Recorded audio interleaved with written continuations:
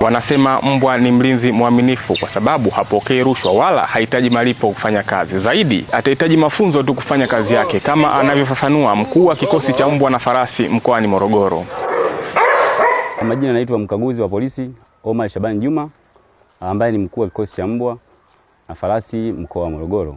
Kuna idadi ya mbwa wengi au aina za mbwa nyingi, takribani 60 na kuendelea. Na zidi kuendelea wanazidi kuzalisha aina nyingi za mbwa, lakini kuna baadhi ya mbwa ambao wanatumika katika swala zima la ulinzi, hususan katika swala zima la upande wa Afrika Mashariki.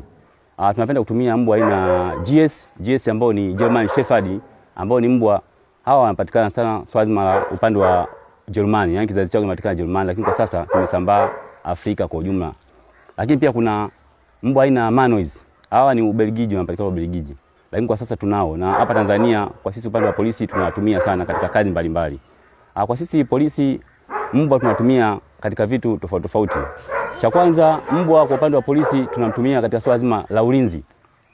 Huu ulinzi tunaongelea katika matamasha mbalimbali, labda katika swala zima la michezo au tafrija mbalimbali ambazo zinafahamika kiserikali.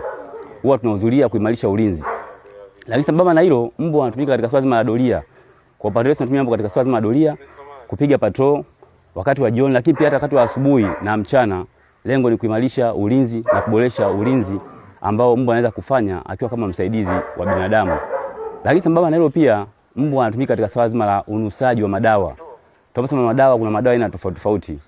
Nimejaribu kuongea kwa upande wa polisi, lakini kwa upande wa wananchi wenyewe, unaweza kufuga mbwa kwa faida nyingi sana ngakupa. Cha kwanza, mbwa ni mnyama ambaye hana tamaa, lakini mbwa pia utampa kipato chake ni kula, namna unavyomlisha. Hakwambii nipe mshahara kiasi fulani kama binadamu anavyobadilika kila ukicha, kwamba nataka niongezewe kiasi cha pesa.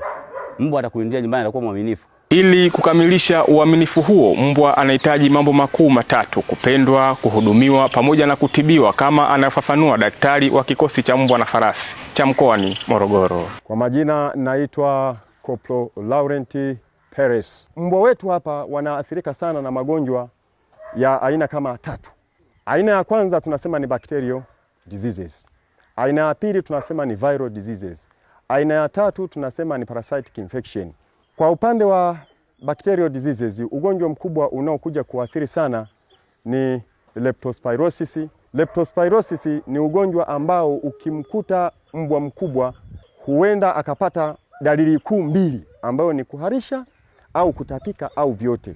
Akishakuharisha au kutapika atapoteza maji. Akipoteza maji, usipomwahi kumtibu kwa haraka, huyo utakuwa umeshampoteza, sio wa kwako. Lakini tukirudi upande wa magonjwa ya virusi, ugonjwa ambao unaathiri sana mbwa ni rabies virus. Rabies virus huu ni ugonjwa ambao hauna tiba, kwa maana ya kwamba ni viral disease, hauna tiba, tunatumia kinga tu. Kwa mbwa mkubwa chanjo yake tunaitoa mara moja kwa kila mwaka. Na ndio maana tunashirikiana na ndugu zetu upande wa jeshi la mbwa polisi, wanatusaidia sana.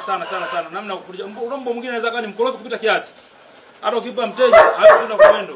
Ila kabla kukabidhi mteja tunakabidhi kwa jeshi la polisi. Kuna namna wanamtengeneza vile ambavyo kutokana na utaalamu wao, mbwa akiwa sawa basi anakabidhiwa mteja.